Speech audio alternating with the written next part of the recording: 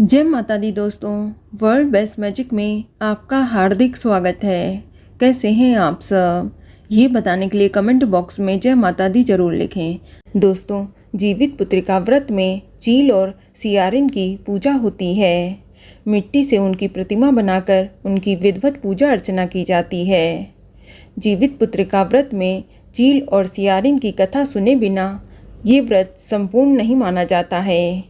इसलिए आज आपको जीवित पुत्रिका में सुने जाने वाली चील और सियारिन की कहानी सुनाने जा रही हूँ, जो इस प्रकार है। नर्मदा नदी के पास एक नगर था, कंचनवटी। उस नगर के राजा का नाम मलय केतु था। नर्मदा नदी के पश्चिम में बालूहटा नाम की मरुभूमि थी, जिसमें एक विशाल पाकड़ के पेड़ पर एक चील रहती थी और उसी पेड़ के नीचे एक सियारिन भी रहती थी। दोनों पक्की सहेलियां थीं। दोनों ने कुछ महिलाओं को देखकर जितिया व्रत करने का संकल्प लिया और दोनों ने भगवान श्री जीमुत वाहन की पूजा और व्रत करने का प्रण ले लिया। लेकिन जिस दिन दोनों को व्रत रखना था, उसी दिन शहर के एक बड़े व्यापारी की मृत्यु हो गई और उसका दाह संस्कार उसी मरु स्थल पर किया गया। सियारिन को अब भूख लगने लगी थी। मुर्दा देखकर वह खुद को रोक न सकी और उसका व्रत टूट गया। पर चील ने संयम रखा और नियम व श्रद्धा से अगले दिन ही व्रत का पारण किया। फिर अगले जन्म में दोनों सहेलियों ने ब्राह्मण परिवार में पुत्री के रूप में जन्म लिया। उनके पिता का नाम भास्कर था। चील बड़ी बहन बनी और उसका नाम सीलवती रखा गया। सीलवती की शादी बुद्धसेन के साथ हुई। वहीं सियारिन छोटी बहन के रूप में जन्मी और उसका नाम कपूरावती रखा गया। उसकी शादी उस नगर के राजा मलाय केतु से हुई। अब कपूरावती कंचनवटी नगर की रानी बन गईं। भगवान जीमुत वाहन के आशीर्वाद से सीलवती के 7 बेटे हुए, पर कपूरावती के सभी बच्चे जन्म लेते ही मर जाते थे। कुछ समय बाद सीलवती के 7 पुत्र बड़े हो गए। वे सभी राजा के दरबार में काम करने लगे। कपूरावती के मन में उन्हें देखकर ईर्ष्या की भावना जागृत हुई। उसने राजा से कहकर सभी बेटों के सर काट दिए।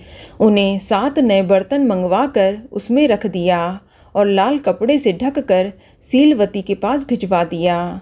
ये देख भगवान जीमुत वाहन ने मिट्टी से 7 भाइयों के सर बनाए और सभी के सिर को उसके धड़ से जोड़कर उन पर अमृत छिड़क दिया। इससे उनमें जान आ गई। 7 युवक जिंदा हो गए और घर लौट आए। जो कटे सर रानी ने भेजे थे, वे फल बन गए। दूसरी ओर रानी कपूरावती बुद्धसेन के घर से सूचना पाने के लिए व्याकुल थी। जब काफ़ी देर सूचना नहीं आई तो कपूरावती स्वयं बड़ी बहन के घर गईं। वहां सभी बालकों को जिंदा देखकर वह सन्न रह गई। जब उसे होश आया तो बहन को उसने सारी बात बताई। अब उसे अपनी गलती पर पछतावा हो रहा था। भगवान जीमुत वाहन की कृपा से सीलवती को पूर्व जन्म की सारी बातें याद आ गईं। वह कपूरावती को लेकर उसी पाकड़ के पेड़ के पास गईं और उसे सारी बातें बताईं। कपूरावती बेहोश हो गई और मर गई। जब राजा को इसकी खबर मिली तो उन्होंने उसी जगह पर जाकर पाकड़ के पेड़ के नीचे कपूरावती का दाह संस्कार कर दिया। प्रत्येक वर्ष पितृपक्ष के मध्य में आने वाले इस व्रत में अपने पुत्रों की लंबी आयु के लिए माताएं अपने पूर्वजों और जीमुत वाहन को सरसों के तेल और खली चढ़ाती हैं। और इस पर्व से जुड़ी कथा की चील और सियारिन की मिट्टी व गाय के गोबर से प्रतिमा बनाकर उनकी विधिवत पूजा करती हैं और उन्हें चूड़ा दही चढ़ाया जाता है। उसके बाद पूरे विधि विधान से जीमुत वाहन भगवान की पूजा की जाती है और व्रत रखा जाता है।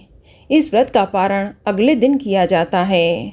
तो दोस्तों, ये कहानी आपको अच्छी लगी तो कमेंट में जय माता दी जरूर लिखें और अगर आपका कोई सवाल है तो उसे कमेंट बॉक्स में अवश्य पूछ लें। और इस वीडियो को लाइक करें, शेयर करें और साथ ही साथ चैनल को सब्सक्राइब करें। धन्यवाद।